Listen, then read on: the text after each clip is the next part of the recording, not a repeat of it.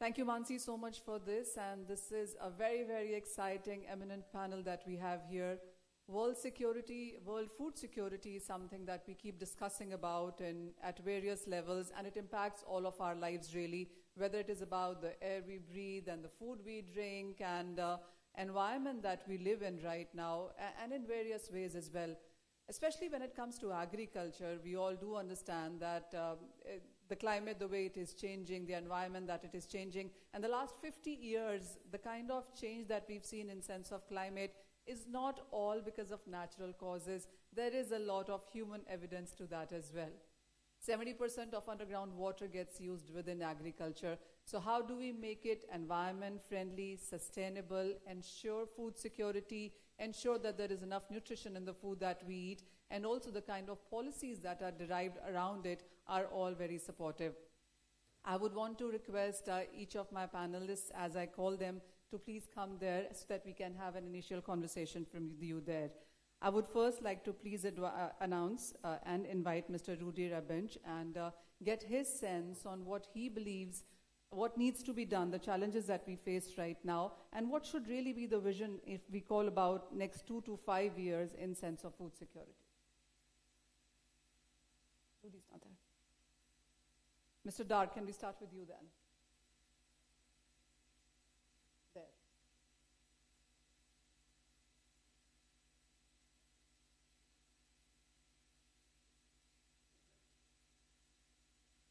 Thank you. Thank you very much. Okay, the world is growing. Feeding more than 8 billion people is such a formidable task. Every country in the world has to make high in their priority agenda feeding or ensuring food security for everyone. But there are many challenges impacting on planet Earth today. If you look at climate change for one, this is one formidable challenge that everyone must manage with. Both mitigation and adaptive measures must be put in place for all governments to really consider, even governments that are less polluting in terms of the global warming that is happening. With climate change, there will be hotter environment. With climate change, water resources will be physically scarce. And of course, even today, our soil resources are already very poor. And so there's such a tremendous challenge on all of us to harness the best of solutions, scientific solutions, innovations that are necessary to up productivity per unit area. And increasing production continues to be, again, a challenge much more in developing countries like the Philippines, where I come from. But for the information of the body, I stayed here in India for 15 years, directing and leading the International Crops Research Institute for Semi-Arid Tropics, ICRISAT, based in Hyderabad.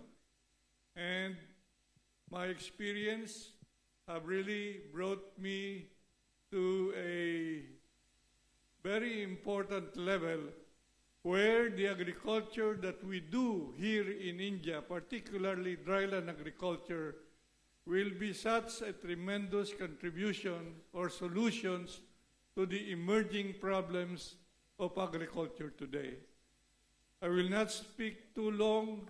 There are too many panelists today, but again, the newest innovation that is happening is the World Agriculture Forum, which have been newly organized. I think it was started in 2017, And because of COVID after that, the, the activities of the World Agriculture Forum has been both of mothballed, but starting this year again, the World Agriculture Forum is now legally registered.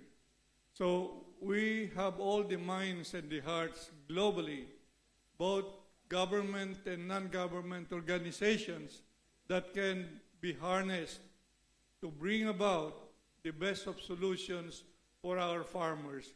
But let's bring in active participation of our farming community, including the youth and the women, in really putting the adapted or adaptive and relevant solutions, and for them to succeed.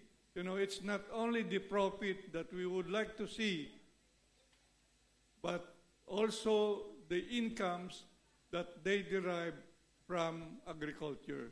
Thank you and good day. Mr. Dar, I have a question for you, sir. I have a question. So while you did share with us on what really needs to be done and what are various countries doing and the challenges therein, we do understand that a lot of initiatives have been taken to ensure that there is sustainability and enough food security with the growing population. As per you, as for the developing countries, what is a burning issue right now, and what would you say is a top priority to work towards it? Well, I have started mentioning water resources will be scarce, and so we need to properly manage the scarce water resources. We need to bring back our forests, the various ecosystems that provide us enough water, and the use of the best solutions to have efficiency in the use of water. That's one. Number two, soil rejuvenation. You know, both dryland agriculture and the paddy agriculture need a lot of enriching the soil resources that we have today. The soils that we have in general in most countries are already devastated, they have degenerated, and hence we need now again a massive effort to bring back soil fertility. Of course, the third one is all about enhancing biodiversity, biodiversity. This will help one way or the other in terms of enhancing diversification of the food systems, because it is necessary as well to have diversity of various agricultural commodities in our ecosystems. Thank you, sir, so much. Well, yes, absolutely. A lot needs to be done when it comes to biodiversity, water resources, and soil health as well. आप सभी का बहुत शुक्रिया यहाँ पर आने के लिए, और जिस तरह से यहाँ पर बातचीत की जा रही है वो यही दर्शाती है कि सारी कंट्रीज के जो रिप्रेजेंटेटिव्स यहाँ पर हैं उनका यही मानना है कि आगे जाकर खाना ऐसा पैदा होना चाहिए कि वो प्रॉफिटेबल तो हो ही, साथ ही साथ जिस तरह का किसान को यहाँ पर उसका श्रेय मिलना चाहिए वो भी हो, सॉइल की यहाँ पर हेल्थ बहुत खराब ना हो, पानी को हम ठीक से यूज करें. तो ये ऑफ कोर्स पहली समराइजेशन है.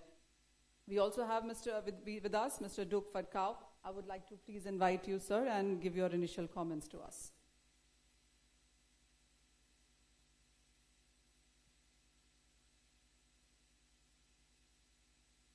Ladies and gentlemen, friends and colleagues, my name is Cao Đức Phát. I am chair of board of trustees of International Rice Research Institute based in Philippines. I was a former Minister of Agriculture and Rural Development of Vietnam between 2004-2016. Today, it is my great honor to speak at this meeting.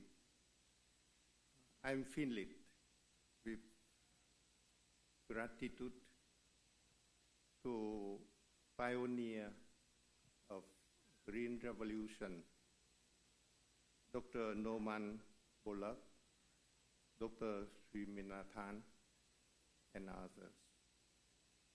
Their deeds remarkable change world agriculture and livelihood of mankind, including my country, Vietnam. The first human need is the need to have enough food. Ensuring food security is the foundation for social and political stability, not only in one country, but in the whole world. Ensuring food security is also the foundation for acceleration of industrialization and sustainable development of any country. That is why achieving food security is the priority concern of any government, especially in the developing world. I was not born yet in 1945, when about 2 million Vietnamese died from hunger. But I could feel clearly the pain and concern from my relatives and compatriots. I did not suffer from hunger because my parents, like all other parents, gave me own food they have. But I saw what did it mean in reality of having not enough food for my family and for my nation. That was why, as the Minister of Agriculture and Rural Development of Vietnam for 12 years, I always paid close attention to continue the great effort by my predecessors, follow the path of the Green Revolution, carry out government commitment to strengthen food security in Vietnam. And thanks to great effort of whole nation, in last 30 years, Vietnam turned it from a food deficit country to a world major exporter of rice, of course, after India and other food commodities. Thanks to the significant effort, huge progress was achieved in world agriculture, especially in the food sector. But we all know there are many problems. Hundreds of millions of people are still hungry. The climate change and disruption in the world food system are causing more challenges and concern around the world. In my country, Vietnam, besides mentioning above challenges, there is a big concern of deterioration of interest of farmers in agro-business. Every year, 1 million young Vietnamese farmers leave agriculture. Urbanization and industrialization offer them better opportunity for generating income and better living conditions. I see the same happen in many countries. And I keep hearing even in India too. Dr. Norman Borlaug, Dr. Swaminathan, pioneer of Green Revolution. remarkable achievement in Mexico, India, and many other countries in development of food sector. Recent technical progress suggests possible way forward, but we can see there are still a lot of gaps in political commitment, in policy reform, in investment, in science and technology development and application at both national and international levels. To promote more and sustainable development of agriculture, the world needs much stronger advocacy and concerted international effort. The World Agriculture Forum is a strongly necessary platform to do so, to advocate, to mobilize, and coordinate international effort for achieving goal of a world free of hunger and sustainable development. Thank you very much for your attention. I just have one follow-up question with you. If you could go there. I have one follow-up question. I was listening very keenly to you on how you were telling us about your experiences within Vietnam. And one thing that catches my ear is that 1 million young Vietnamese every year are leaving agriculture. So what is Vietnam as a country doing to attract them back into it? That is big. Or do you think it's not profitable? Yes, because we are trying to have them to have higher income, but it's not easy in agriculture. But we need to do so. We need to give them better technology, better infrastructure. We need to improve agro-business environment so that they could benefit more from doing business in agriculture. But that is not all. We need to create more and better living condition for young people so that they feel that living in countryside not worse or even better, to migrate to find random employment in crowded cities. Thank you. Thank you very much. So हमने सुना कि Philippines को हमने पहले सुना और उसके बाद हमने वियतनाम को भी सुना, और एक चीज़ है जो हम काफ़ी हद तक इंडियन मार्केट्स में भी होता हुआ देखते हैं कि जो यंगर जनरेशन है वो शायद किसान नहीं बनना चाहती. हमने एग्री टेक, एग्री स्टार्टअप्स यहाँ पर काफ़ी सारे आते हुए देखे हैं, लेकिन क्या अगली नस्ल, अगली जनरेशन जो है वो किसान बनना चाहती है, उसके लिए क्या कुछ करने की ज़रूरत है, उसके ऊपर भी यहाँ पर डिस्कशन है. तो अब तक हमने फिलीपींस और वियतनाम से यहाँ पर एक्सपीरियंसेस सुने हैं. But I welcome you, Mr. Rudy Rabinj, and we would want to hear from you as well on what you think are the challenges, are the opportunities when it comes to world food security. You have a mic right there. If you want to sit and talk, is fine.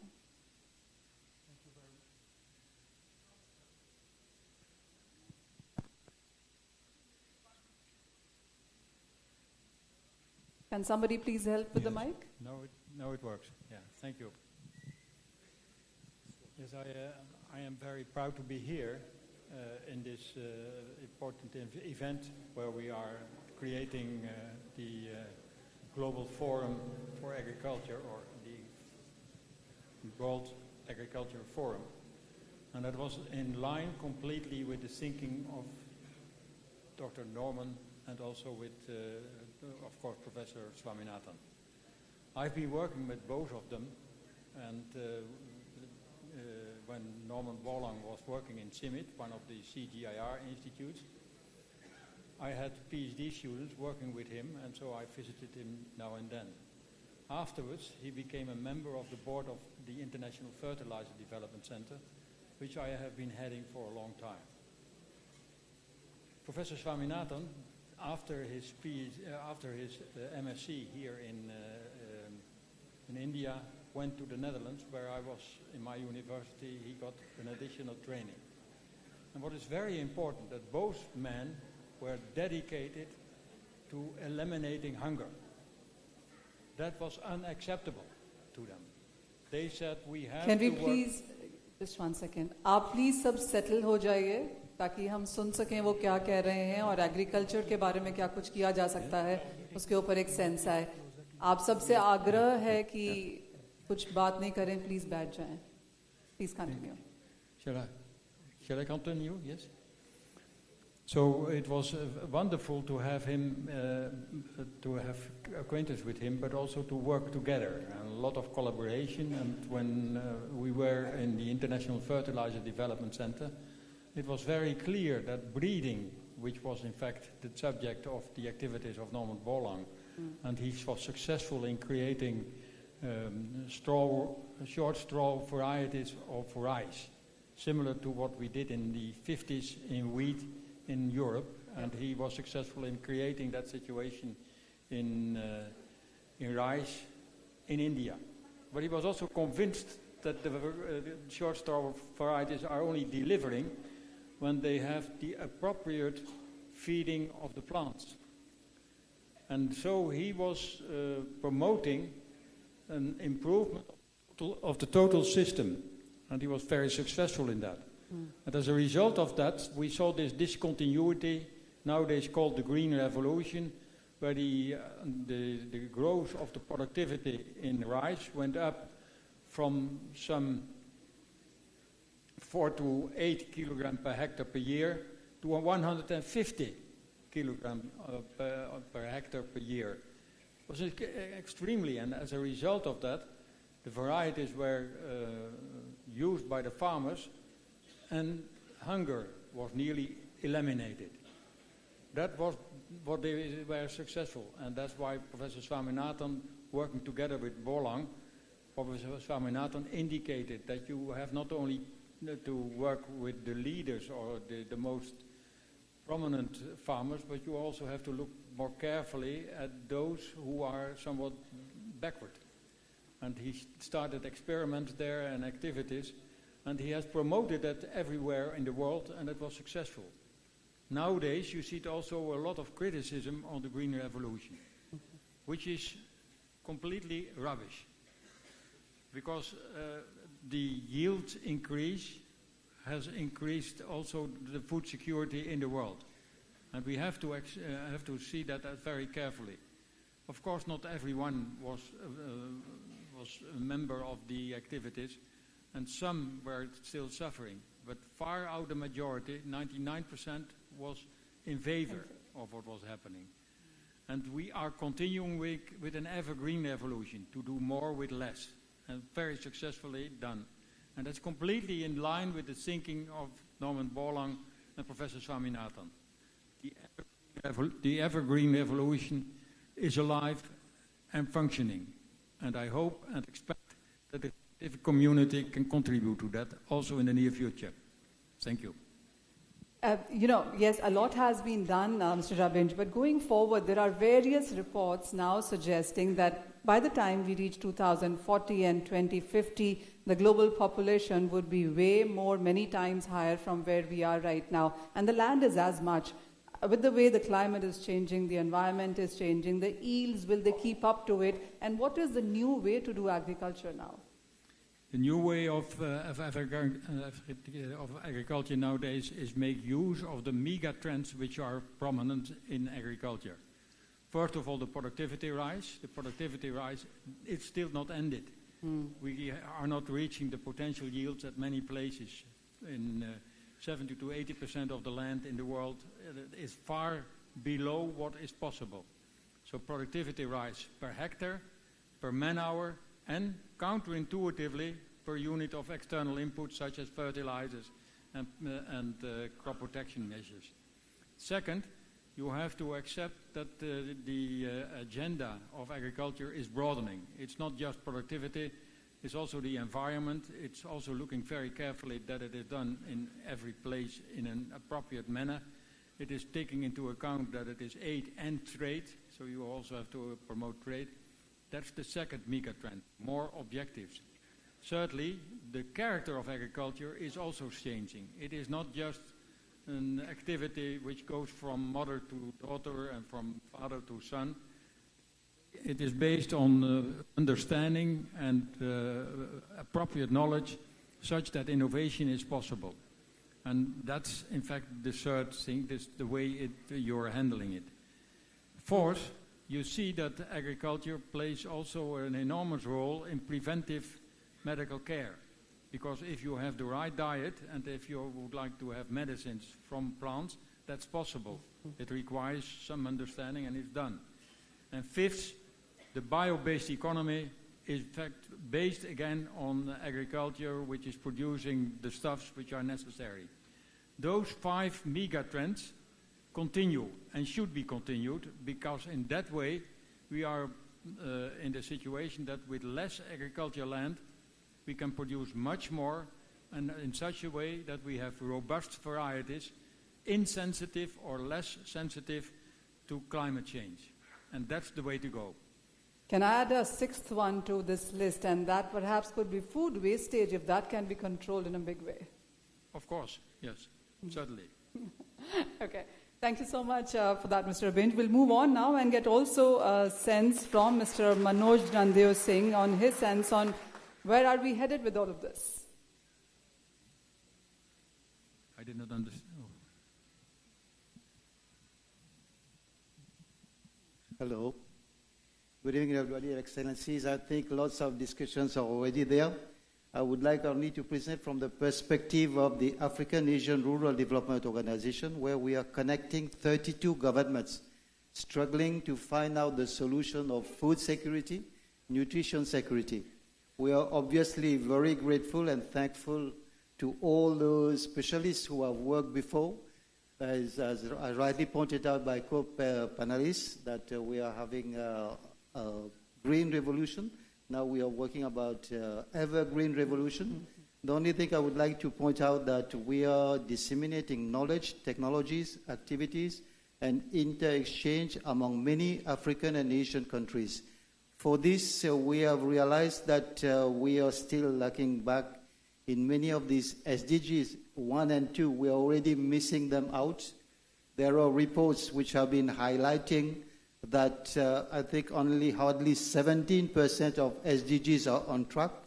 So we have to be very careful as a collective, as humanity, and especially because we are left with only 5-6 years to go to account for the SDGs, and we are afraid that many will not be able to meet those targets already agreed. And when it was agreed, even when Professor Swaminathan and Dr. Bolog were fighting for that, they were fighting for that as a human right. So that human right perspective must always be highlighted. And at that time, when they were talking about green revolution, now we are talking about evergreen revolution, we realized that we've got the potential. We are very happy that farmers are around here. Many farmers are adopting new technologies. They are adopting new approaches to make sure that they reach that level of productivity, that level of production, and also importantly, the level of profit for them also to sustain themselves. Because we know that agriculture has to be sustained not only for the food perspective, from the nutrition perspective, but from the farmer perspective and from the environment perspective. So it's a very complex type of things which we are trying to tackle as an intergovernmental organization. And we understand that this task will never be achieved unless the global community comes together. We find new ways of preventing these explosive situations where we see many countries are facing malaise, many types of revolutions are already trying to be there. These conflicts are immense, suffering are immense, especially in sub-Saharan Africa and in some Southeast Asian countries. In the Middle East also, we will be having some issues to sort out. But these will be sorted out again through diplomacy, dialogue, technology. And at that time when they were working, many technologies were at the nascent stage. So we have got the golden opportunity to bring those technologies nowadays to help humanity to achieve food for everyone, not only quantity-wise, but the quality-wise also have to be achieved. I think I can stop here if there are questions. Yeah? But yes, I do want to know, and I like that term evergreen revolution. We haven't started using that every day now, but I can tell you that this is the time to do this.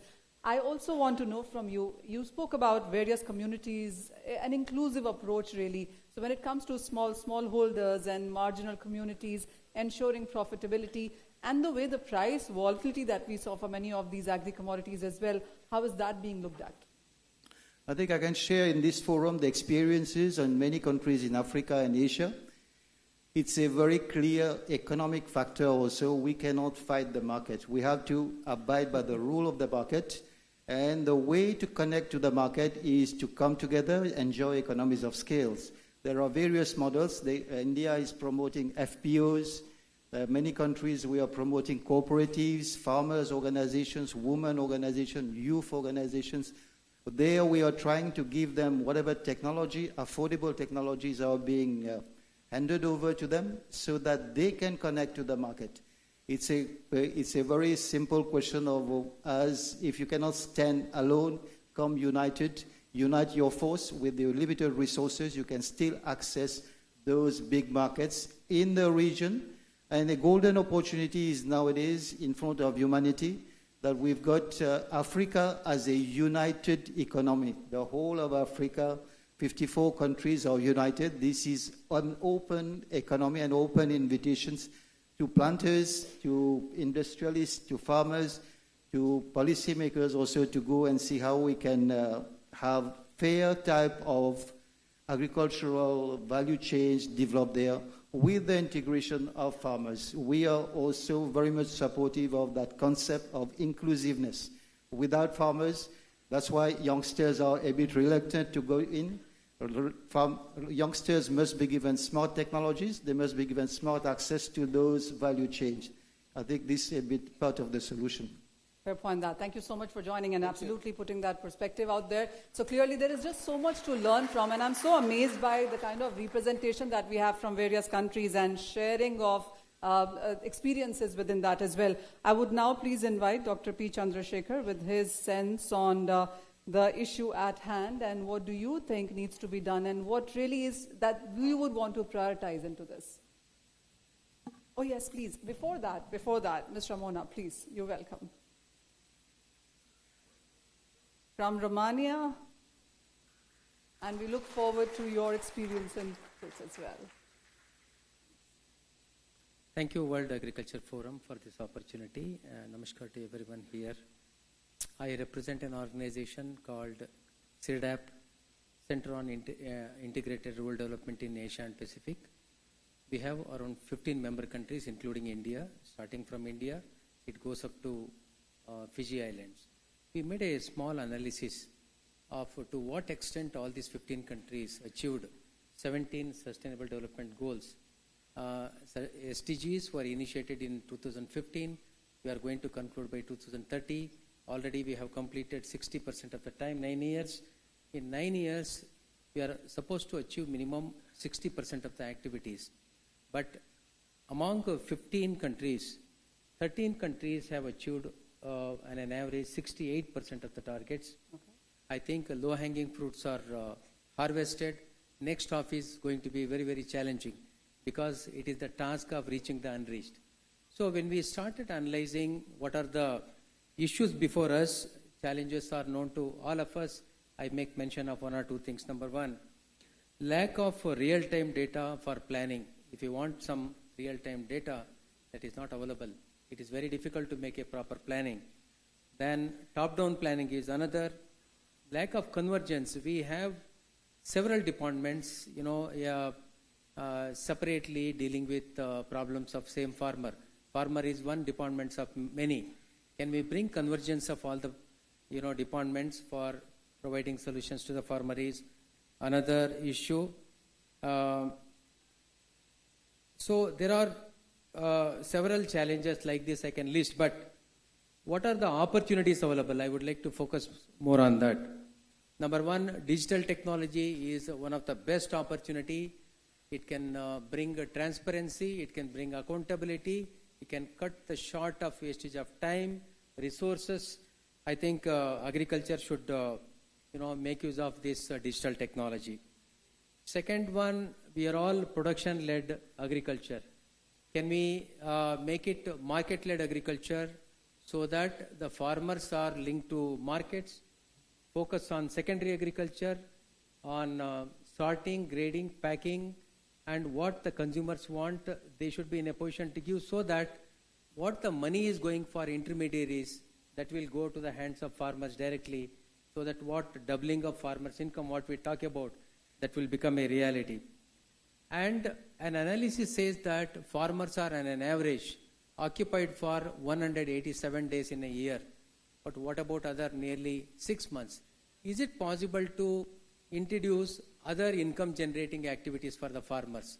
When they are free, as per their convenience, they can take up these activities.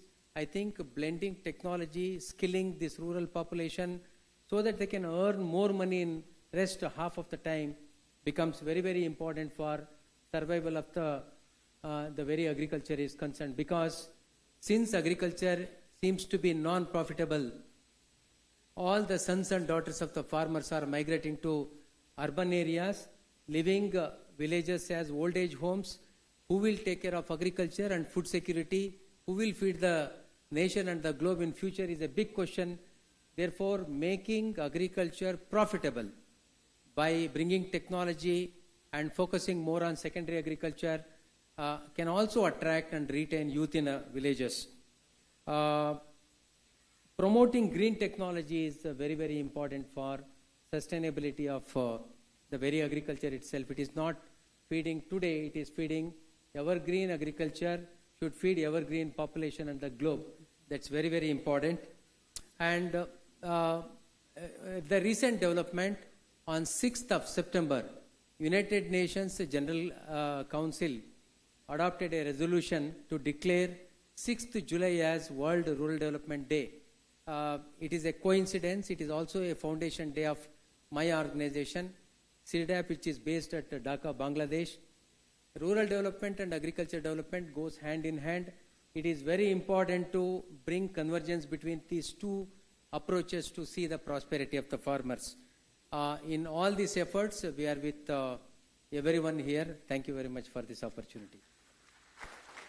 One thing, you talked about data and the importance of technology.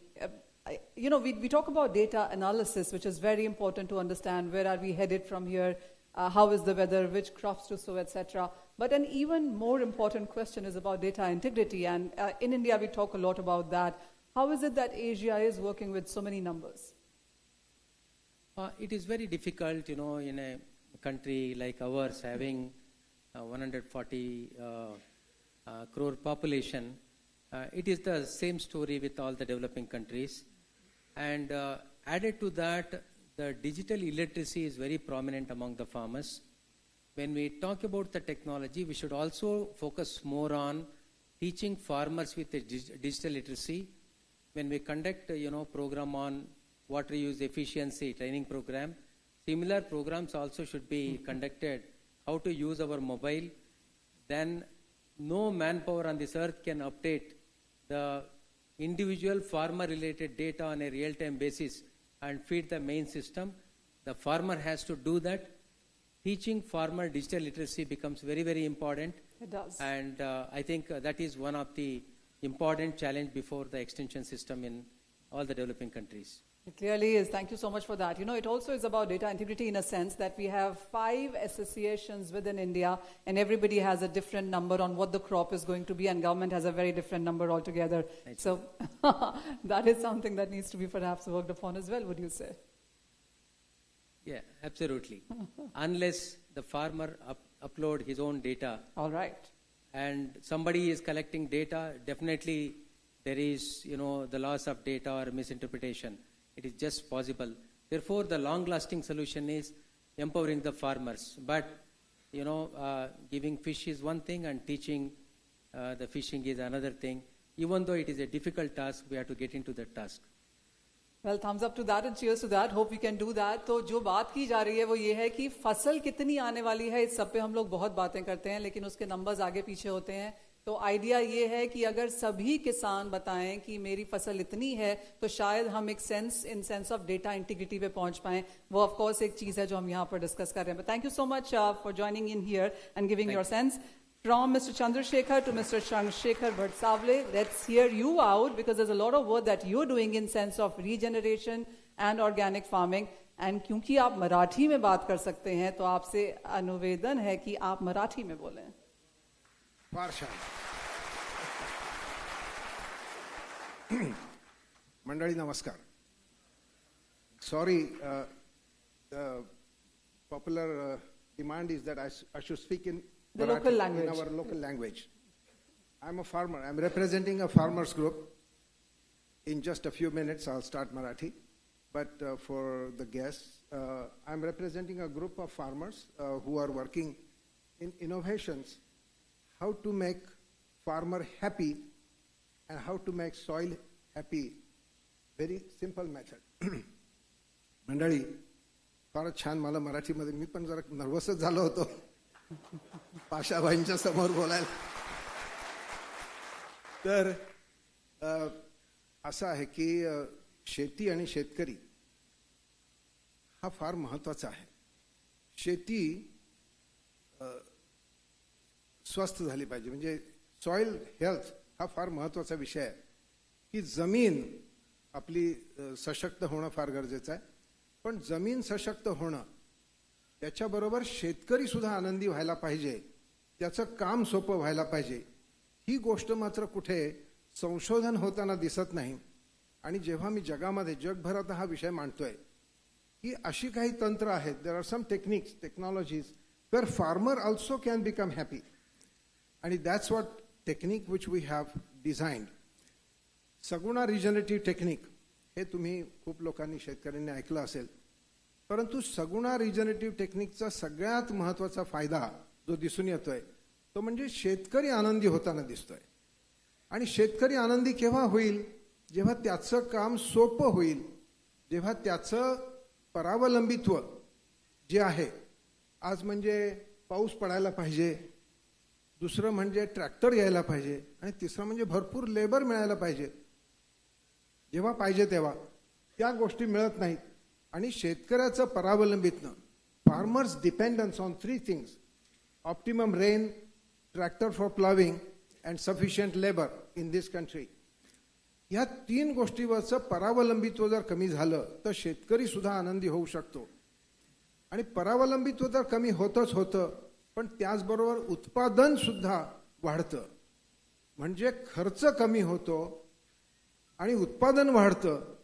हे काही तंत्र जगामध्ये असू शकतं, याच्यावर आज खूप मोठ्या लोकांचा विश्वास नाही. विशेषतः the scientific community, the universities are not ready to believe that it is possible to reduce costs of production by half and increase productivity by double. It's possible. आणि दुसरं असं आहे की जगामध्ये एक फार महत्वाचा विषय ज्या इथे सगळ्यांनी मांडला, बऱ्याच लोकांनी मांडला, ते असं म्हणतात की शेतकरी म्हातारा होतोय. म्हणजे काय? The farmer is becoming old. That means the average age of the farmer today worldwide is 60 today. But average age of the farmer who have adopted our system of SRT, regenerative method of farming, there the average age is now 35. So we have turned the wheel around. We have turned the wheel on the different side. शेतकरी म्हातारा होतोय ह्याचं सगळ्यात महत्वाचं कारण तरुण पिढी शेतीकडे आकर्षित होत नाही. जो व्हिएतनाममध्ये प्रश्न आहे, जो इथे सुद्धा यांनी पण मांडला तो प्रश्न. आणि हे मी पाहिलंय, व्हिएतनाममध्ये मी गेलोय, मॉरिशसला मी गेलोय. जगामध्ये शेतकरी म्हातारा होतोय याचं सगळ्यात महत्वाचं कारण उत्पन्न किंवा पैसे नसून ते काम करण्यासाठी शेतकऱ्याला प्रतिष्ठा नाही. There is no dignity for the farmer to doing that work. That's why able youth is not attracted to the farming. I'm sure it's the same situation in Vietnam. We have found a solution for that also. त्याच्यासाठी सुद्धा सगुणा बागेमध्ये आमच्या शेतावर उत्तर मिळालेलं आहे. आणि ते उत्तर म्हणजे कृषी पर्यटन, agri tourism. is a solution for attracting able youth into farming. Agri-tourism's most important gain to the farmer is that the farmer gets dignity, he gets recognition, and it is very important that dignity should come first before food, shelter, and clothing. We said 3 things are required for human survival. It's food, shelter, and clothing. But I say it's the 4th thing, and 4th thing should come first, and that is dignity. शेतकऱ्याला प्रतिष्ठा मिळणं, शेतकऱ्याला त्याच्या तो जे प्रचंड महत्त्वाचं अतिशय कठीण असं काम करतो त्याच्यासाठी त्याला प्रतिष्ठा मिळण्यासाठी आम जनता शहरातली त्याच्या शेतावर गेली पाहिजे आणि ती जनता नक्की जाते, त्यांना त्याच्यामधून आनंद मिळतो आणि ही गोष्ट होताना दिसतीये. सगुणा बागेमध्ये सुरुवातीला कोणी येत नव्हतं, आता तिथे सगुणा बागेमध्ये दर आठवड्याला 1200 ते 1500 लोक नंबर लावून आणि पैसे देऊन येतात. आम्ही त्यांना काय सांगतो, जास्तीत जास्त काय दाखवतो, त्यांना मोठे एसी रूम्स किंवा अशा गोष्टी नाही आहेत, त्यांना आम्ही WB राईड देतो. We offer WB ride on our farm. It's a unique in the world, nowhere else in the world. I know in Vietnam they give that. Do you know what is WB ride? It's water buffalo ride. We give the guests who come from city, we make them sit on a water buffalo. When we put that water buffalo in our aquaculture pond. So those are simple ideas where the farmer youth gets dignity. So आपल्याला मंडळी हे सगळं करणं शक्य आहे आणि अशा प्रकारे आपण सहजपणे आपलं काम सोपं होणं, आपल्याला प्रतिष्ठा मिळणं, या सगळ्या गोष्टी कृषी पर्यटन आणि सगुणा रिजनरेटिव्ह टेक्निक ह्याच्यामधून मिळू शकतात. आणि हे सगुणा बाग ओपन आहे, तुम्ही केव्हाही येऊ शकता आणि तुम्ही यावं अशी मी विनंती करतो. You are all invited to my farm and we are there on the website. एक चीज, one thing that I would want to know is, जैसे आपने जो SGT के बारे में यहाँ पर कहा, तो इसको यूज करने से कितना कॉस्ट ऑफ प्रोडक्शन नीचे आता है और कितना प्रॉफिटेबिलिटी या यील्ड ऊपर जाता है? SRT, Saguna Regenerative Technique, is a technique which is no-till regenerative method of farming. By using that technique, originally the technique was searched for rice, but now it is used for cotton, soybean, maize, and 20 other crops. By using SRT method, the cost of production is reduced minimum 40% and maximum 70%. Okay. Cost of production is reduced up to 70%, and productivity goes up by at least 20 to 30%. Sometimes it goes up by 100%. Okay. Plus, it's a climate resilient crop. Even if there is flooding, no problem. And if the rain is gone for 45 days, still there is no problem. It's a climate resilient method. It's an insurance. Do we all know what SRT is? No, Saguna Regenerative Technique is a method of farming. It's a new method of farming. For rice, it's the first time in the world.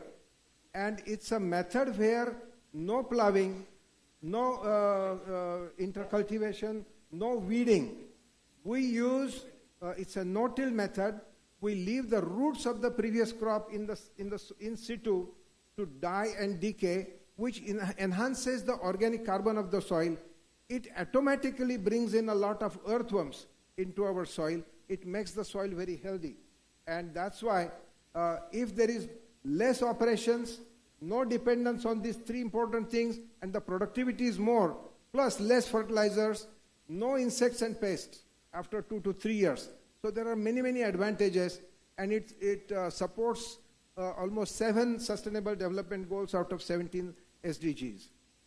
Thank you, Mr. Barsavle, so much for that. We'll do a final round and come to that for questions. Thank you so much. So, इन्होंने तो मराठी में बोला, ये तो मुझे convert भी करने की ज़रूरत नहीं है, आपको मुझसे बेटर समझ में आया होगा.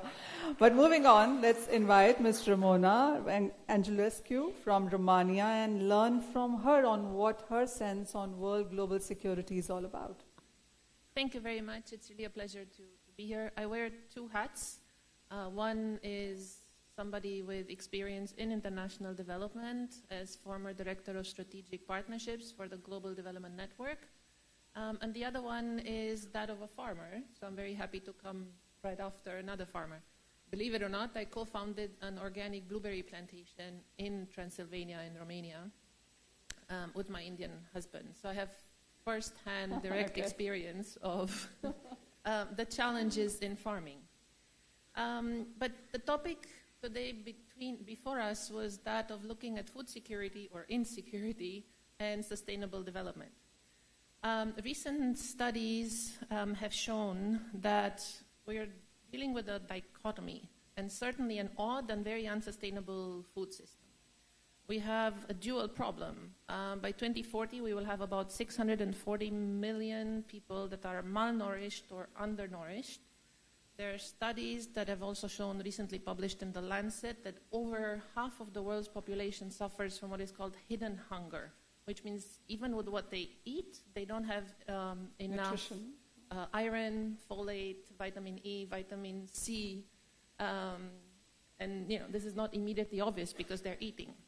But the problem is a lot of the food that we're all eating, unfortunately, is highly processed, full of pesticides, and not nutritious. It's calorie dense but nutritious poor.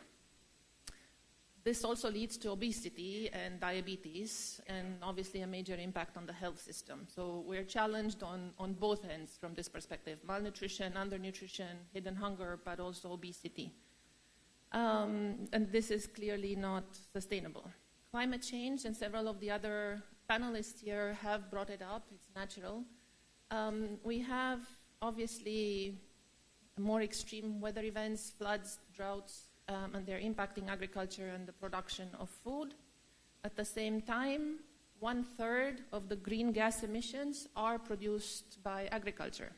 So we're impacting the climate and making it worse with the way that right now we carry out agriculture and food production, and it's a vicious cycle, and that in turn creates more drought, declining, worsening conditions for producing the food that we all need to feed the world's growing population, and droughts and so on.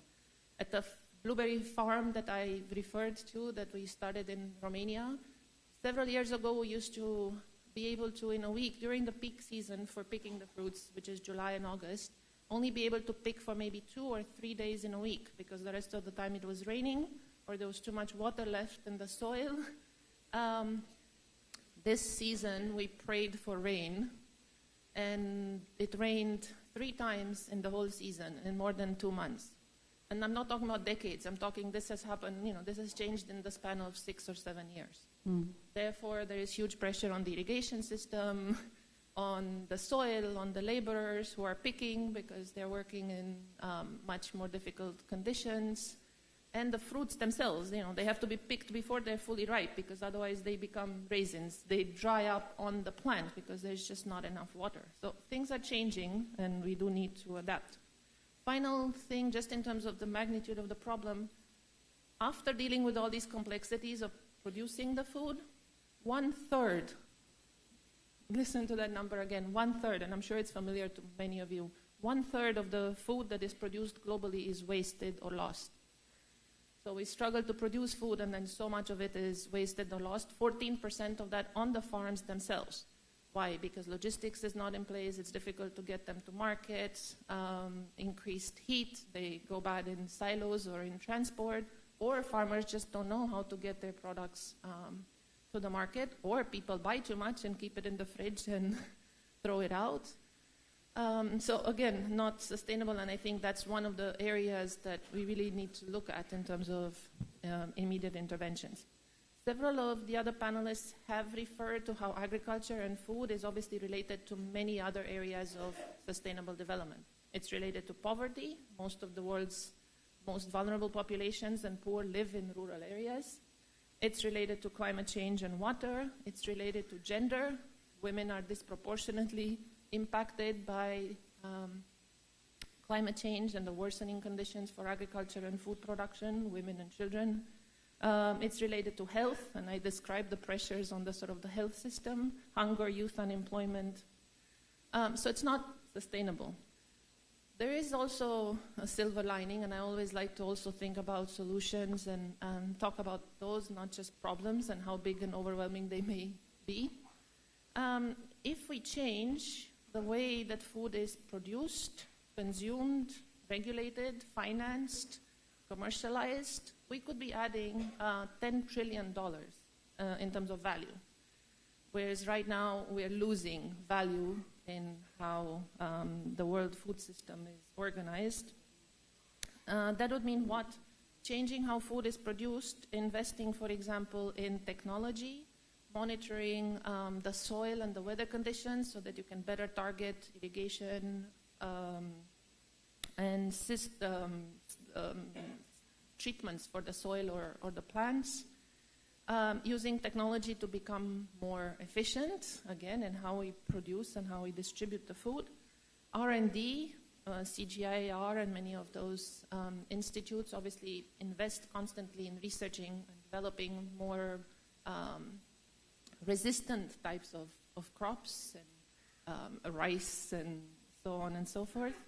And changing a lot of the incentives, the subsidies from the monolithic large farms, highly dependent on pesticide use, linked to massive deforestation, to investing in small farmers. I don't say that because, like I said, I wear the hat of a small farmer myself. But I really do think it's one of the keys. They produce a lot of the food that we use. It will lead to addressing many of the other areas that I've described. People would not have to leave and move from the villages to the cities and corroborate those problems. Invest in monitoring, for example, much better how food is transported and what gets lost.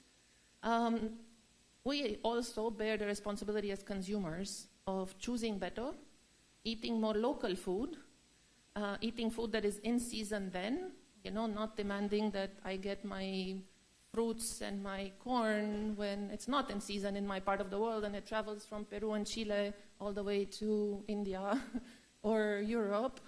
So eating the whole farm to fork, farm to table movement, right? Eating more local food, eating food that is produced more sustainably or organic farming, eating food that is in season, avoiding food waste, changing diets, of course, less red meat, and a bit of adapting in terms of how we eat. And finally, education. It's always a big one for me. So teaching children how food is produced, the difficulties in producing food, what is nutritious and what is not, the problems associated with wasting food, and teaching farmers, right, how to adapt, how to produce more resistant crops, how to get their products to the market, how to monitor weather conditions. So I do believe that a big answer to this also lies not just in changing financing mechanisms and investing in technology and R&D, as I've said, but also in education. And I think in that sense, we all have a role to play. Thank you.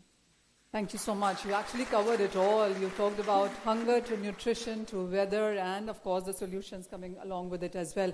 Well, yes, eating locally, eating seasonal is something that we keep talking about at all times. You talked about weather, and this time around in India, we say that the rain god is Indian because we've had such good rain this time around. But with that, let's invite Mr. Eknath Dawale and let's understand because Ramona talked about one thing, Mr. Dawale, and that was about governance, subsidies, the right incentives. And when it comes to India, are we doing enough? Yeah, good evening. So I think when we talk about the climate changes and sustainable agriculture, so this has to be considered as a climate change as a major threat to the agriculture.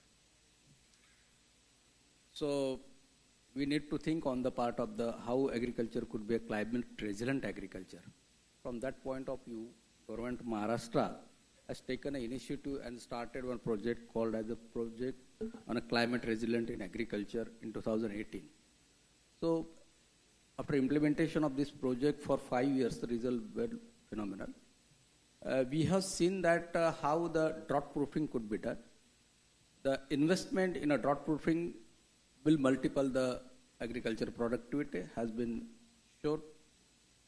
Secondly, the use of a technology, particularly when we talk about the climate resilient on the part of the availability of the technology, then we need to see that how the various varieties available will lead to the terminal this thing, that the short duration or the long duration, which will basically compensate the dry spell or the wet spell, because both phenomena is related to both. So that has also been shown in this one. When we talk about ease of doing business, I think most of us, we should talk about ease of doing agriculture. And that is the one thing which we talk about, the mechanization and making the agriculture more easier. Then this project which Government of Maharashtra implemented has shown that how the small implements and small agriculture mechanization make the things more easy. Mr. Borsawde also pointed out that one. And the term used Jugaad, when we talk about this one, that Jugaad type of the new this innovation could be used in agriculture at the small farm sector. So that has been shown great. I think with this initiative, World Bank also extended the support to start this project in the second phase, and there probably will be in the second phase of the project Climate Agriculture with the help of the World Bank. Second take, I think, which when we talk about the food security, we need to think that from the India point of view, in last 10 years, I think in 2015, the food per capita food grain availability was something around 415 grams. Now it's around 406 grams. Over the period of a 10 year, we increased it 100 grams per capita. But the major threat to the food security is our nutrition management. And if we talk about the nutrition management, it is more highly dependent on the traditional micronutrient, that is NPK. And the global scenario, if you are seeing, then the dependency on the nitrogen, particularly availability of the ammonia and prices of the nitrogen-based fertilizer, has shown if you see the fluctuation in 2022, the prices were skyrocketing. And the countries like as developing countries or the country which is fully dependent on that type of the nutrition management, if you see the 2023 actual budget of this one, Government of India, 2.53 lakh crore was the subsidy which was, paid for this particular. On the similar point of view, they see phosphate and the potash. The country like India is a completely 100% is the import of the potash. Now, if that is the scenario, and if you compare it with the oil and the fertilizer, we had talked a lot about oil and we diversified from oil to the green energy. Similar is the threat to the agriculture if you couldn't diversify from the traditional NPK to some new technologies, the fixation of the nutrient, what Mr. Borsawde said about the regenerative agriculture, and similar type of the technologies. I think the major threat of the agriculture will be on that part, and the food security not only for India as a global will be all the threat. That is the 2 points. Thank you. Thank you so much, Mr. Dawale. And that was indeed a point that you made there about nutrition, fertilizers, and of course, not just increasing it per gram in sense of capita, but nutrition as well. Thank you so much. I would now invite Mr. Paul Bloemendal to talk about on what he believes is the way forward when it comes to food security. A bit taller than most, but namaskar. Thanks for being here. It feels It feels a little bit like that post-lunch slot at the last day of a conference where everything has been said by all the rock stars before you, where everybody is waiting for the actual moment when the award show comes or people start talking about prizes. But that's my bad luck, and I'm not the last one, so I'm going to keep it relatively short. And I'm going to recap a little bit of some of the most major points that I've heard here so far on the panel already. And this afternoon we had a fantastic meeting with the World Agricultural Forum. We discussed the needs around the world, how to bring everything together, how to bring the various NGOs together, the governments together, the commercials together, and making sure things are going to change in terms of a better food security for all. But to start with the good thing, and you mentioned it just now, if there's 30% food waste, that's the easiest way to feed the world, right? Let's get rid of the food waste. Reduce it to 20%, you can feed 10% more people, or even a little bit more. Your point, you said, well, there's going to be a multiple of the amount of people. Actually, it's going to cap out around 9.5 to 10 billion people in 2035. So We don't have to worry too much about it as long as we stick to a few of the major things. And when I'm asked to speak about this, I normally use 4 different words: yield, inclusiveness, digitization, and controlled free trade. And I'm going to very briefly explain all of them. I want to start with inclusiveness because that's exactly what you brought up. I'm very happy that you didn't speak in English, right? If you want to talk to the people that need to make a change, you need to connect with them. You need to speak to them in their own language. You need to follow up with them. For those of you who don't know me, I've lived 3 of my best years here in Mumbai. I was running a company at the time called Ruchi, which is now Patanjali. And I was in charge of all the commercial business for them. And what we did a lot, we changed it by going into the mandis, bringing an iPad with them, and in Hindi, in Marathi, in all the other languages, discuss with the farmers how much they produced, how much they wanted to sell.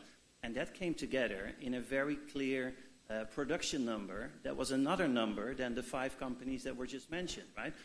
We need to share and we need to get this business going. So to get the inclusiveness going, we need to teach people. We need to train them, and we need to pay them fairly. And like one of us this afternoon said, we need to make farming and we need to make agri cool again, right? If we have an average age of 62, like we just learned, and it can become 35, that's what we need to do. Get more farmers in, get people interested to participate in the trade, and get them to be fairly rewarded. The second thing is yield. I spoke at a conference 2 months ago in Delhi. It was the IFPA conference. It was about edible oils. That's my background. And it was the very first time. I've been coming in India since 2006. And I lived here from 2012 to 2015. And I absolutely loved it. But the forbidden word at the time was a non-GM production, right? No one wanted to speak about it. And I never thought it would happen. But in June, July this year, it was actually discussed with the highest level of the edible oil industry. How can we increase yields? It's not about just trucks and fertilizers. It's about taking in best practice from around the world and making it work that way. So that's something that can really help. Yields in India have grown massively, 200-300% since I started coming here. But they're still at a quarter of the global yield. So if we can increase that, and we do it not just in India, but we do it in sub-Saharan Africa, we do it in all the emerging markets where there's a lot of population, where we don't lose too much from transportation, that's the first pickup. Inclusiveness, I've discussed. Digitization. If you get the right information, you can make controlled decisions. You can know when to harvest. You can know when to sow. You can know when to add fertilizers to it. But you need to know what's being traded. You need to know what comes to the mandi. And for that, you need to have a digital pricing platform. A digital pricing platform will cut out not just the middleman, but it will cut out the big multinationals as well. I used to work at the big multinationals. I'm ex-Cargill, I'm ex-Citibank, I'm ex-Cofco. I know exactly how much I am making, or was making at the time, on the back of the farmers, and it's unfair. So if you are a local farmer community, like we have here in Maharashtra or in the whole of India, if you digitize your price discovery and you get the fair pricing going for the farmers, they will see a higher yield on their income, they will see a higher yield on their farm, and as a result, everybody prospers very fastly. And the last point is actually something that you just mentioned at the last point, about controls, about free trade. The biggest thing you can have as a country like India that is still depending in bad monsoon years of imports. On edible oils, you're still depending for 50% of your imports. Make sure you have the free trade agreements in place. And they are in place in Southeast Asia. They're very, very efficient. They're very effective. But you also need to control them. And I think the brilliant thing that the government of India is doing is to have a free trade agreement, but to shift around with duties. So you have a free trade, but still not completely there. And that's the best way to protect your local interest while at the same time protecting the global interest. So those were the 4 main points that I wanted to bring up. Hopefully I recapped it a little bit and leave something available for the 2 more speakers that are coming after. Yes, please. Thank you, Paul. Paul ने नमस्कार इसलिए बोला क्योंकि वो मुंबई में 3 साल रह चुके हैं. I'm assuming पॉल को नमस्कार से आगे भी कुछ हिंदी के words उन्होंने पिक किए होंगे. I actually understood Hindi quite well when I was All here. Right, good. उनको हिंदी पूरी तरह से समझ में आती है.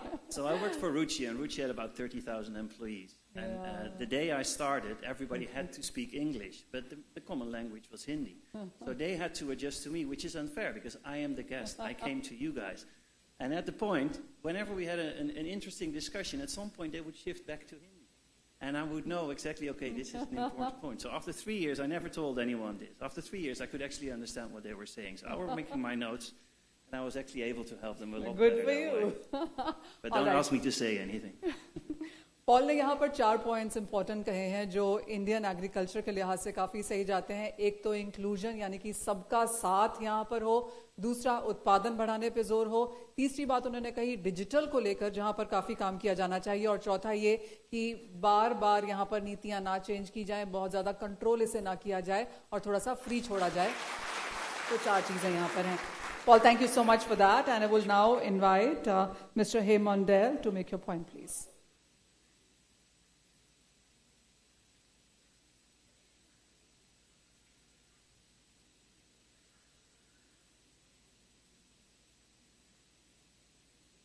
Thank you very much.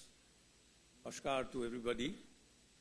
Indeed, I would like to thank the World Agricultural Forum for initiating this platform on such an important and acute issue which is affecting not only developing countries but developed countries as well as SEEDS countries.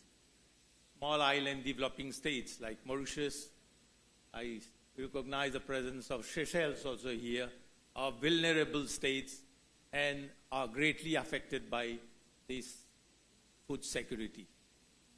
Now, food security or sustainable development is not the only responsibility of government, but it is the responsibility of everyone. It is a global issue, and when we are talking of globalization, it means the contribution, collective efforts of all the states, of all the government, of all the NGOs, non-governmental organizations, cooperates, financial institutions, and may all institutions that are involved, whether it is youth organizations, women associations, they should all be invited to participate in this global issue that is food insecurity. The Ardo Secretary General very rightly mentioned about the entrepreneurship that is required to advance the cause. Because it is very clear that you don't become entrepreneur overnight. You need the proper training. You need the capacity building. And this is what is required if you want to achieve food security. Now, food security, you also need technological transfer. Technological transfer from one state where they have developed to those countries where they need that transfer of technology. And also mechanization. Without mechanization, you can't make progress in agriculture. That is very important.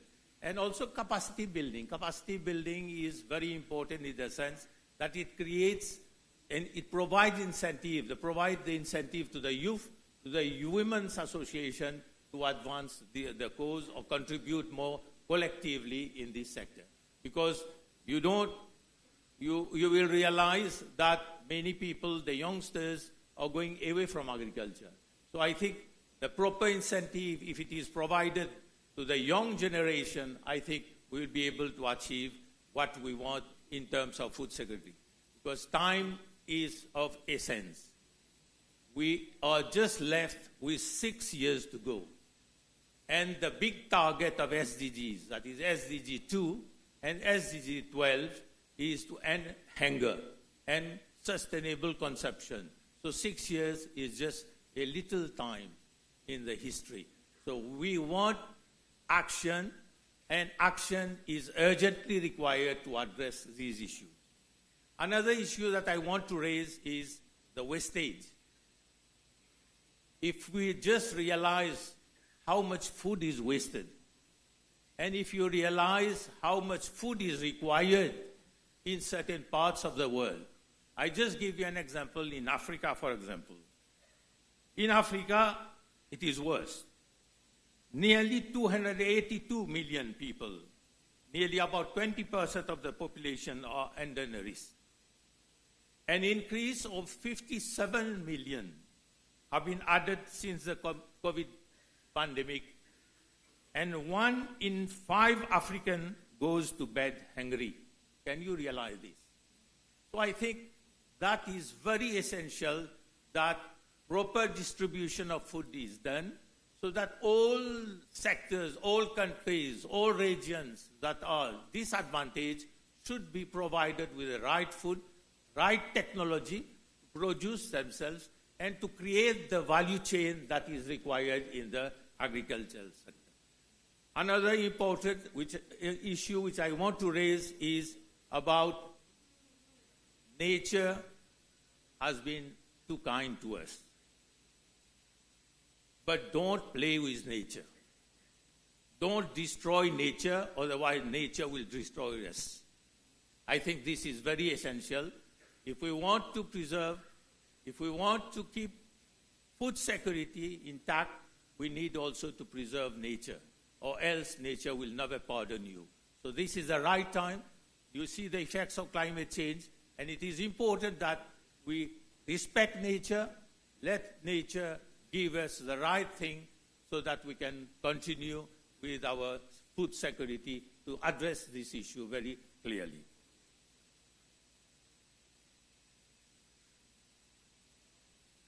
So I think food security in the 5 components are very essential of food security, and it all starts with 5A.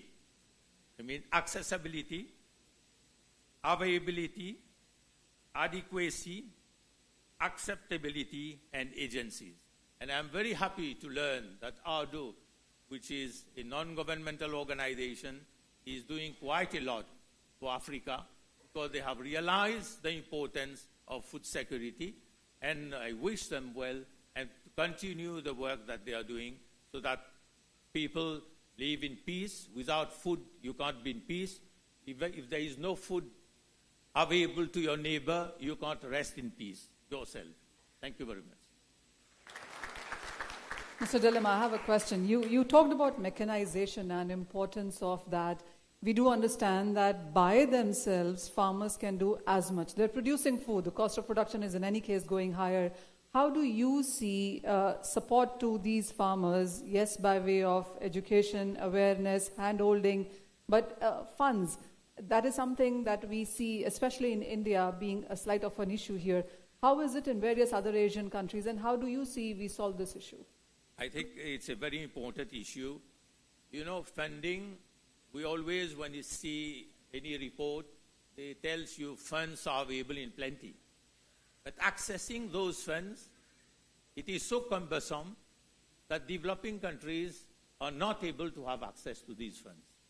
So I think agencies should come forward with such a plan to ease the way, the method they use to provide funds.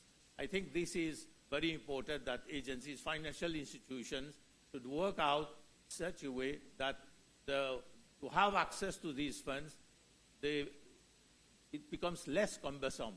That is the only way they can have access to the funds. And funds are, of course, essential for the production, for mechanization, and for bringing new crops, innovation in this sector. Thank you so much. We get that point. So clearly, जो कहा जा रहा है वो ये है कि mechanization आगे जाकर बहुत ज़्यादा important होगा.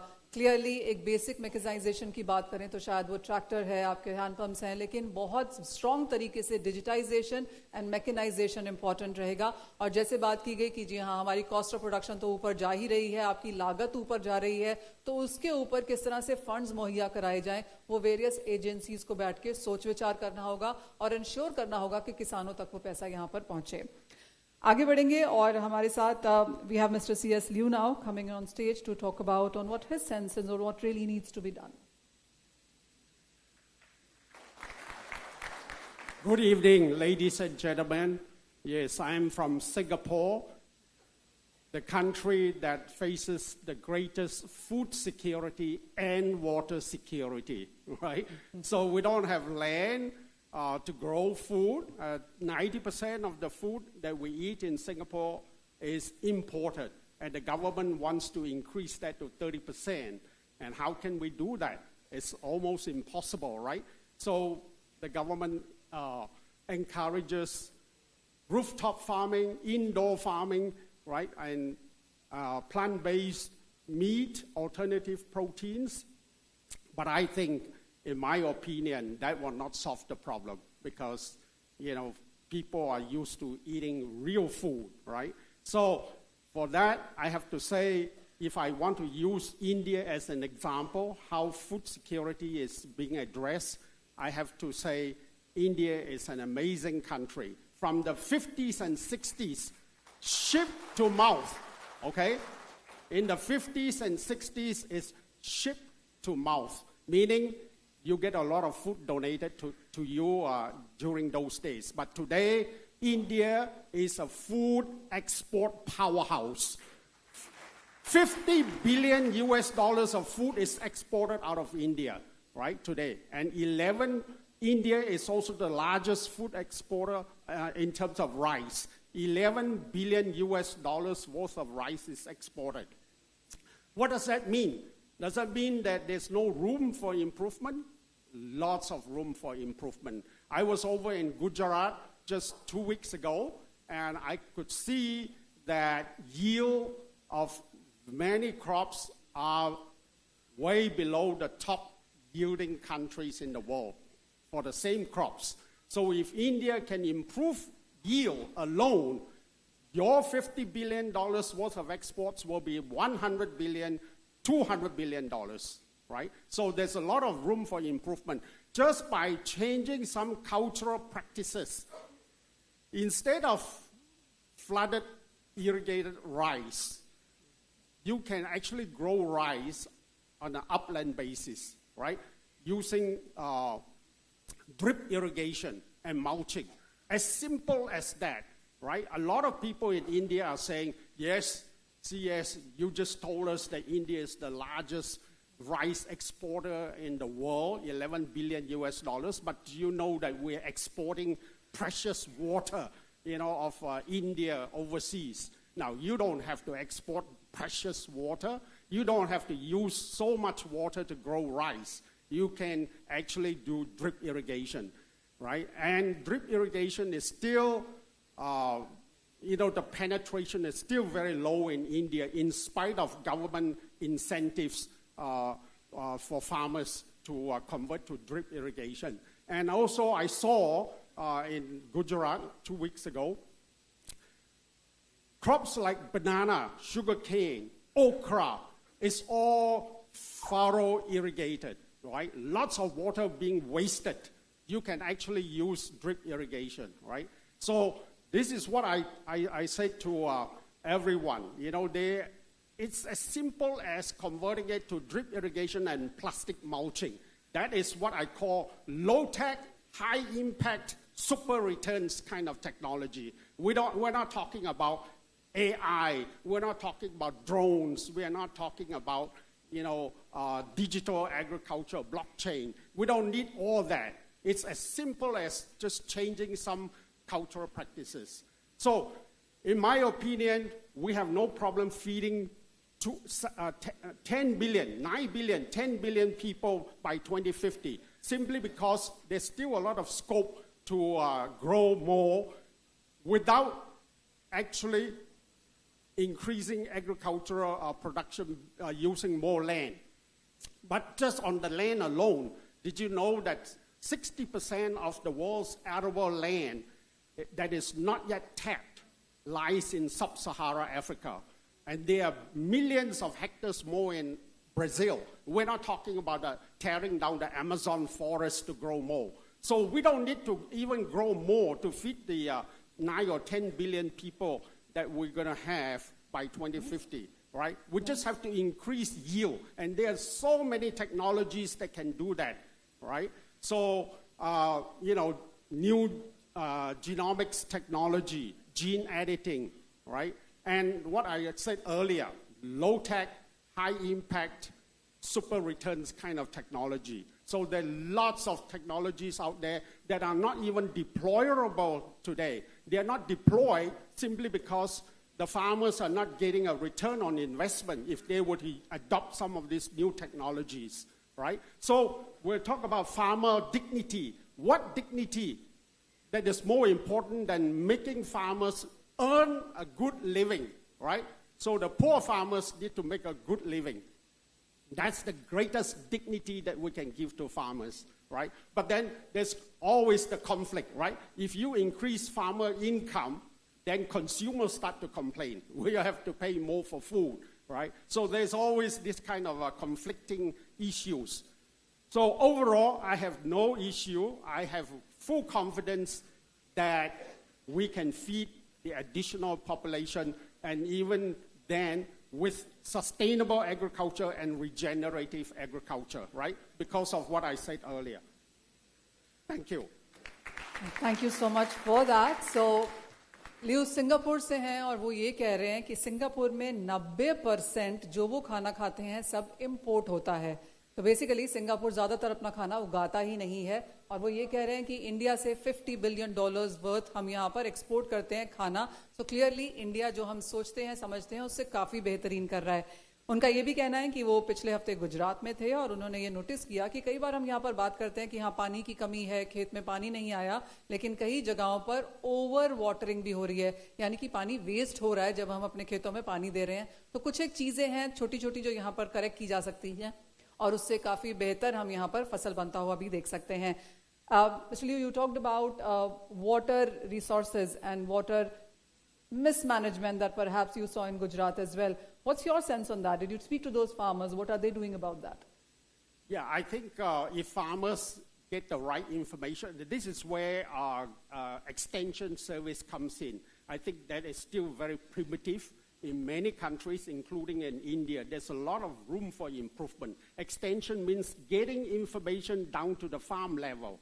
It is a major challenge in India because farms are relatively small, 1 to 2 hectares per farm on average. So reaching out to the millions of farmers, it's a major challenge. So that's why I said, in spite of high government subsidies for drip irrigation, for plastic mulching, the adoption rate is still very low. So you can imagine the vast improvements in yield and in sustainable agriculture that can be achieved if information can get down to the farm level. Thank you so much for that. Well, there's a lot to pat our backs on, but there's so much still desire to be done. Please take a seat. I'm assuming there's a mic somewhere there which we can perhaps pass on with a question. A lot has been discussed here today. हमने बहुत सारी बातें आज यहाँ पर कही हैं, चाहे वो उत्पादन को लेकर हैं, मौसम को लेकर है, पानी की किल्लत या ज़्यादा पानी की वजह से है, साथ ही साथ क्या फार्मर को, क्या किसान को उसकी लागत यहाँ पर मिल पाती है, क्या आप प्रॉफिटेबल हैं, क्या आपके बच्चे अब यहाँ पर किसान बन के आ रहे हैं, खेती बाड़ी करना चाहते हैं, कितना पैसा यहाँ पर है, अगर आप मैकेनाइजेशन की तरफ जाना चाहें, नए इंस्ट्रूमेंट्स, नए चीज़ें यहाँ पर लेना चाहें तो क्या इनफ पैसे हैं आपके पास, क्या आपको पैसा मिलता है, क्या वो रेट सही है, इंटरेस्ट रेट जिस पर आपको मिलता है. काफ़ी सारी चीज़ों की बात आज यहाँ पर हुई है, एक्सपोर्ट इंपोर्ट की, गवर्नेंस की, सरकार की नीतियों की, कितना आपको इंसेंटिवाइज किया जाना है, चाहिए subsidies. So we have spoken about a whole host of things around here. If we can pass on the mic, Mr. Mona, from you onwards, on what is that one thing that you think needs to be done at priority? I understand there are 5 A's and there are perhaps 10 things on the list here right now on what really needs to be done. But what do you think is the pressing need, the number one priority? I think it will vary in different parts of the world, and some of us have referred specifically to Africa or South Asia or East Asia or Eastern Europe. So I think that, and globally, right, what do we do at the global level through a forum such as this one? So I think that answer may depend a little bit on the region and perhaps the type of crop that we are talking about.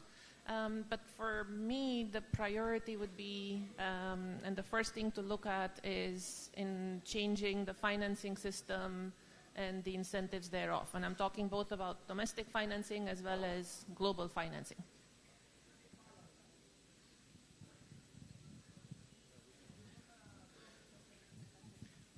Okay, so Mr. Mona ने हमें ये बोला है कि सबसे top चीज़ जो उन्हें लगती है, अगर हम फूड सिक्योरिटी की बात करें, एग्रीकल्चर की बात करें, किसानों की बात करें, तो वो है फंडिंग, यानी कि पैसे की उपलब्धता, कि वो हमें मिलना चाहिए, आपको मिलना चाहिए, ताकि उसके बाद यहाँ पर बाकी सारे काम वो हो सकें जो एज ऑफ नाउ यहाँ पर रुके हुए हैं.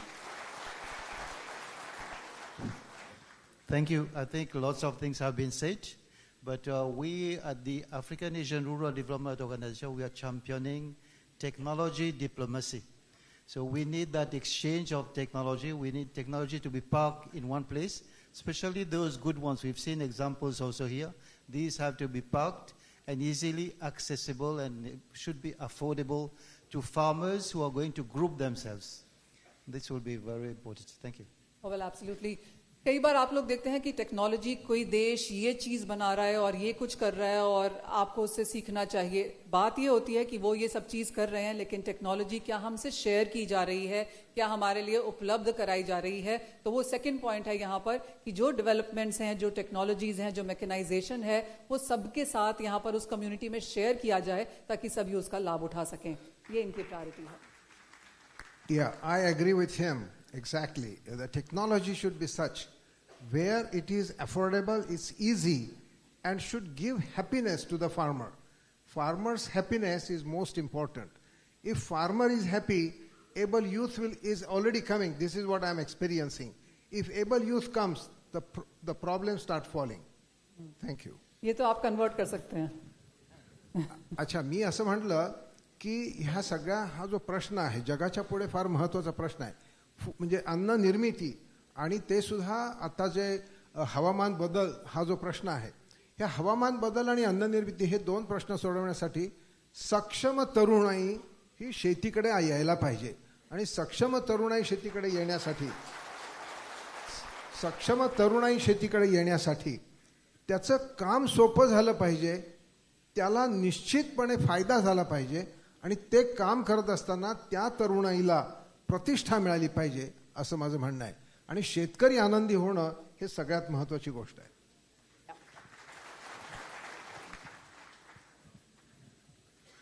Yeah, so my fellow panelist here is always talking about happy farmers. In my view, farmers will be happy if they can make some, decent money from farming, toiling out in the hot sun, right? So I always say over and over again, everybody goes to the farmer and say, buy this, it will increase your yield 10-20%.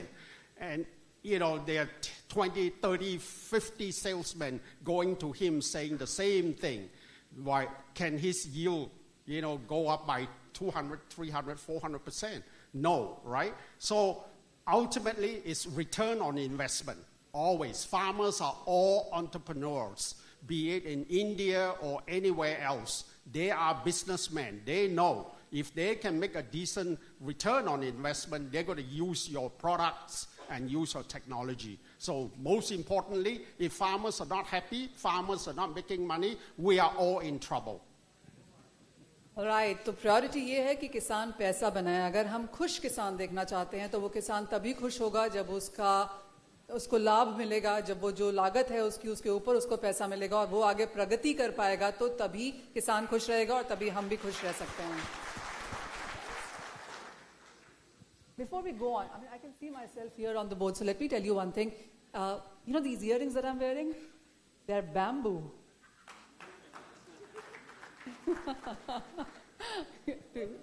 Very World nice. Bamboo Day. So yeah, I got them gifted by Pasha Bhai, and he's got it gifted by guests from her, and amazing work. And these are bamboo. Just wanted to tell you. And it's one of the best products in terms of recyclability and reusability. So well done. Not recycling it, but yeah. Well, I'll give you my top 5 of most crucial parts to keep the world fed. And the top 3 is pretty similar. It's yield, yield, and yield. That's basically the only thing that matters. They take gold, silver, and bronze. Number 4 is the reduction of crop losses that we've discussed extensively. And number 5 is the inclusiveness of financial inclusiveness by digitization. So keeping everybody involved, making sure that their income goes up. As a result, they will reduce more in terms of losses and they will have higher yields as a result. Okay. So उन्होंने बोला कि 5 चीजें यहाँ पर बहुत important हैं, priority पे हैं, लेकिन 5 चीजें उन्होंने कहा उत्पादन ही है, बिकॉज इसको बढ़ाना बहुत इंपॉर्टेंट है. जैसे ही ये बढ़ेगा आपकी जो प्रॉफिटेबिलिटी है वो अपने आप यहाँ पर बढ़ जाएगी. और दूसरी इंपॉर्टेंट चीज ऑफ कोर्स इंक्लूसिविटी है कि जो भी सारे काम हो रहे हैं वो इन्फॉर्मेशन क्लियरली पास हो और आप सब उसका हिस्सा बने. Thank you. It is very, very important to treat agriculture as agribusiness in letter and spirit. Whether it is policy or programs or education or extension or finance, in all aspects, agriculture should be treated as agribusiness. That is number one. Number two, we have to train farmers as entrepreneurs who always think about making profit and working out cost-benefit ratio just like other entrepreneurs in other sectors. Then only we can create rich agriculture and happy farmers. Thank you. Very, very well said that, by the way. तो अगर आप खेती में हैं, अगर आप agriculture में हैं, अगर आप किसान हैं, तो आपको उसको एग्रीकल्चर बिजनेस के तौर पर देखना चाहिए. जैसे ही आप उसे वैसे देखना शुरू करेंगे, आप देखेंगे कि आपकी इनपुट कॉस्ट क्या है और आपको उसका आउटपुट क्या यहाँ पर बनता है. आपको एग्रीकल्चर को एज एंटरप्रेन्योर्स यहाँ पर देखना चाहिए. वही एक तरीका है आगे जाके प्रगति करने का, अपने प्रॉफिट्स भी देखने का और ऑफ कोर्स प्रॉस्पर करने का.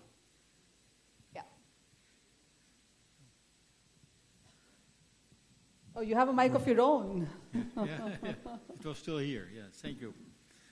Yes, I made already clear in my first intervention that, in fact, we are now looking for a situation where within the next coming 40 years, we have to double at least the food production globally.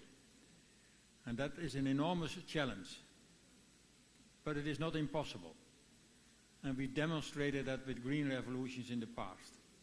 And the fathers of the Green Revolution, Norman Borlaug and Professor Swaminathan, were serving that extremely well by promoting varieties, technology, and interventions which led to higher yields per hectare, per man-hour, and per external input. That is critical also for the near future. And I made already clear that there are some other mega trends, such as broadening the objectives, also the environment and the landscapes, etc.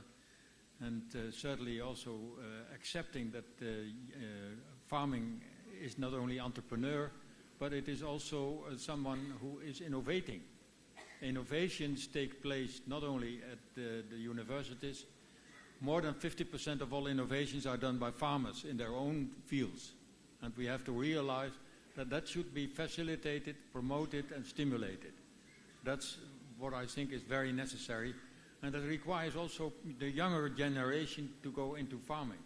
It's a very, very attractive profession. It is not a simple activity, it's a complicated activity. So that's why I think it's so important to have them in the fields and also working in an adjusted way.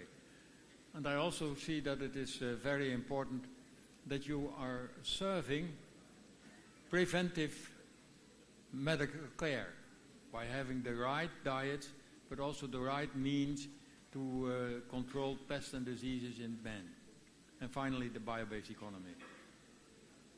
So there are enormous challenges, enormous possibilities, and it would be very attractive for the farmer community to take these challenges and deliver in due course. It is urgently needed, and I hope that the next generation, or the coming generations, are willing to accept that challenge and are getting to a situation that there is no hunger in the world and there is peace. Hunger or food is the most important factor to eliminate the situations of war and create more peace. Thank you. Absolutely. Very, very well said that. अगले 40 सालों में जो खाना as of now उत्पादन होता है उसको double करना होगा जिस तरह की हमारी पॉपुलेशन होगी और वो काम किसान कर सकते हैं. दूसरी चीज जो उन्होंने काफी इंपॉर्टेंट कही वो ये कि जो 50% से भी ज्यादा इनोवेशंस होते हैं, नई नई तकनीकें निकाली जाती हैं, मौसम को जो आप अडॉप्ट करते हैं वो किसान करते हैं और अपने खेत में करते हैं. तो सबसे बड़े इन दैट सेंस इनोवेशंस जो हैं वो आपके खेतों से यहाँ पर आते हैं. और तीसरी बात उन्होंने ये कही कि अपनी नई जनरेशन के लिए आपको यहाँ पर कुछ और देके जाना होगा ताकि वो यहाँ पर आए, नए इनोवेशंस करें, और नई जनरेशन जब यहाँ पर आएगी तो वो किसान को, खेती को कहाँ लेकर जाएगी, वो यहाँ पर एक सोचने वाली बात आगे जाकर रह सकती है. तो ये 3 इंपॉर्टेंट चीजें टूडी की तरफ से आई हैं. Yeah. doubling the production globally is such a formidable challenge. And I like what have been highlighted by our farmer panelists. I want the farmers to be happy always, okay? So, having said that, there are 4 major areas to sustain the empowerment of the farming community. And what are these 4 areas? Number 1, their access and use of relevant technologies, the very important technologies that can really up productivity. Number 2, they should be supported strongly in terms of institution building.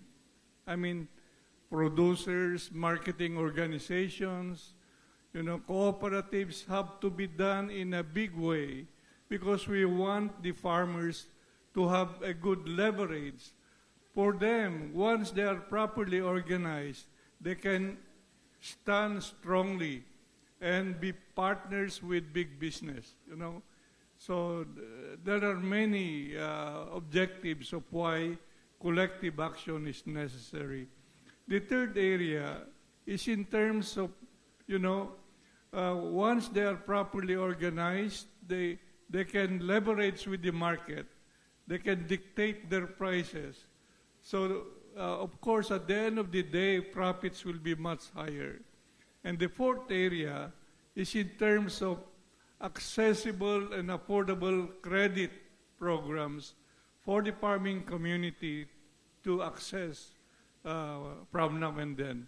So I believe, again, making farmers happy will be very important. All right, absolutely, very well said. Making farmers happy in certain ways, as has been said.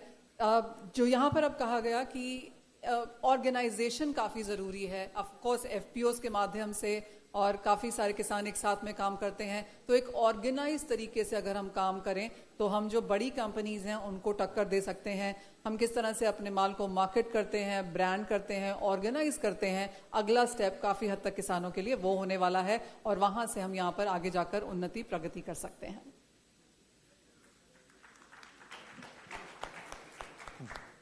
The biggest challenge for world agriculture is climate change. No nation can escape. And in order to adapt, to mitigate, we need concerted effort of all nations. We need to join hands in developing new technology. We need to join hands to create good market for farmers. We cannot request farmers to sacrifice their income to reduce emission. We need to assist them to apply resilient farming techniques to reduce emission, but at the same time still increase their income. We need to join hands. Thank you. Of course सारे के सारे लोग किसानों के favour में ही बात कर रहे हैं और इन्होंने ये कहा है कि अगर एमिशंस हैं, कुछ कंसर्न्स हैं, तो उसके लिए किसानों को यहाँ पर दोषी नहीं ठहराया सकता. किसानों के साथ हमें काम करना चाहिए, इंश्योर करना चाहिए कि किसानों के पास वो सारी सहूलियतें हों, इंश्योरेंसेज हों, हम उनके साथ खड़े हों ताकि वो आगे जाकर प्रगति कर सकें. Recording in progress. I feel that agriculture, and we know very well, agriculture contributes a lot to the growth of an economy, and it is also a very important pillar of the economies of many countries, including Mauritius, of course. Now, what we feel is that they need to have access to funds. This is very important. Second, research and development, which is as important as finance. Because if the research and development is done and is shared among all the countries, whether developing countries, developed countries, they share these information and knowledge, that would be very helpful for the farmers. Now the third, farmers, they themselves are like plants. when you grow up a plant what it needs? Water. It needs ingredients. So in the same way, farmers do need, as the plant grow, you need water. So farmers also need these ingredients to grow. And we need to keep the farmers happy. It is only then that farmers can grow. Farmers are happy. They contribute more to the economy. And they do as much as they can for the growth of this sector. I think these are some of the ingredients that they need. And without these ingredients, they cannot grow, like the plants. Thank you. That was an amazing example there. So, इन्होंने कहा है कि किसान खुद एक पौधे की तरह हैं और जिस तरह से पौधे को काफ़ी कुछ देना पड़ता है, चाहे वो फर्टिलाइज़र है, पानी है, उसी तरह से किसान को काफ़ी सारी ज़रूरतें होती हैं, फिर चाहे वो एजुकेशन है, फंड्स है, नॉलेज है, डिजिटाइजेशन है, और अगर किसान यानी कि उस प्लांट को हम ये सब कुछ देंगे तो ऑफ कोर्स वो आगे जाके फलेगा फूलेगा और उसके ऊपर काम किया जाना चाहिए. I think 2-3 important points what other panelists also mentioned that requires the capital investment in agriculture. The sector, at least in India, which is growing less than 4%, how it could be sustained to have the interest rate of 12% and above. So in that scenario, we need to have the mechanism where we could get the subsidized capital to investment in the agriculture. This is one point where we can see the phenomenal changes in the, not only the pre-production stages, but post-production also we can have that type of this mechanism. Second thing which I believe that the price stabilization of the agro commodities is a key factor. If you see the vulnerability of the prices and then the impact on the farmers is very phenomenal. Worldwide we are seeing that the most of the farmers are agitating for the better remunerative prices of their commodities, and that could be only possible through the stabilization mechanism of this one. That could, the state support is the key role into that part. Third point, which I believe that now if you see the worldwide, there is a stagnation on the productivity part because after green revolution and hybridization, we could not have shift to the another orbit of the productivity. Now I think gene editing and the technologies like this, so probably we could make some breakthrough into that. Then the less people will be produce more, and that could be used, the extra people could be used for the other sector. I think these 2-3 points which will make agriculture more attractive in future. Sir आप तो हिंदी में भी बता सकते हो. नहीं, 2-3 चीजें इसमें है कि एक तो खेती में आता मराठीत तिथं आहेत बसलेले सोयत शेतीमध्ये मूळ मुद्दा आहे की जी गुंतवणूक आहे ती फार कमी प्रमाणात आहे. ज्या सेक्टरची ज्याची मुळात वाढ जी आहे ती 4% पेक्षा कमी आहे, ते क्षेत्र 12% पेक्षा जास्त व्याजदरानं कर्ज घेऊन फार दिवस टिकू शकेल अशातली परिस्थिती नाहीये. म्हणून अशा सेक्टरला ज्याला आपण गुंतवणूक जी आहे शेतीमधली ती 4% पेक्षा म्हणजे त्या रेटनी जर देऊ शकलो तर शेतीमध्ये निश्चित एक बदल होऊ शकेल.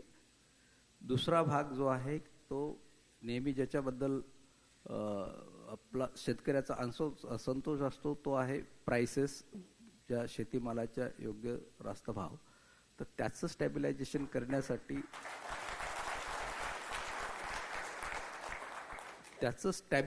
करण्यासाठी इनबिल्ट मेकॅनिझम, कारण शेवटी दोन्ही इंटरेस्ट आहेत. एक तर प्राइसेस म्हणजे ज्याला म्हणतो कन्झ्युमर आणि प्रोडक्शन करणारा वर्ग, ह्या दोन्हीचं इंटरेस्ट, त्याचं एक मेकॅनिझम असण्याची, स्टॅबिलायझेशन मेकॅनिझम असण्याची आवश्यकता आहे. आणि तिसरा मुद्दा जो आहे तो तिसरा मुद्दा जे न्यू टेक्नॉलॉजीज शेतीमध्ये येतात. कारण आपण हरित क्रांतीनंतर हायब्रिडायझेशन नंतर व्हेरायटीज आपण जर बघितल्या तर फार काही उत्पादकतेमध्ये बदल झालेला नाहीये. अगदी गेल्या 20 वर्षापासून जर आपण प्रोडक्टिव्हिटी जर बघितली तर ती फार मोठी नाहीये. त्यामुळं आता ज्याला जीन एडिटिंग, आता मध्यंतरी त्याच्याबद्दल GM बद्दल बरेच वादविवाद झाले, परंतु आता जीन एडिटिंगच्या माध्यमातून जर आपण दुसऱ्या टप्प्यात जर आपण ग्रीन रिव्होल्युशनच्या जाऊ शकलो तर कमीत कमी क्षेत्रामध्ये जास्तीत जास्त उत्पादन करून जो सरप्लस मॅन पॉवर आहे तो सरप्लस मॅनपॉवर हा आणखी वेगळ्या प्रोडक्टिव्ह सेक्टरमध्ये डायव्हर्ट करू शकतो, अशी यातली परिस्थिती आहे. हे जर असं केलं तर शेती कदाचित पुढच्या कालावधीमध्ये अट्रॅक्टिव्ह होऊ शकेल. अदरवाईज जे व्हिएतनाम आणि जे सर्वत्र सांगितलं शेती परवडत नाही, म्हणून शेतीमधनं बाहेर पडणारा वर्ग मोठा आहे आणि ही वस्तुस्थिती आहे. Thank you for that. तो क्लियरली क्या लगता है सभी कंट्रीज के रिप्रेजेंटेटिव्स को कि आगे जाकर क्या कुछ किया जाना चाहिए और उनके मेन प्रायोरिटी नंबर्स क्या हैं वो भी उन्होंने हमें यहाँ पर बताए हैं. We thank you all very very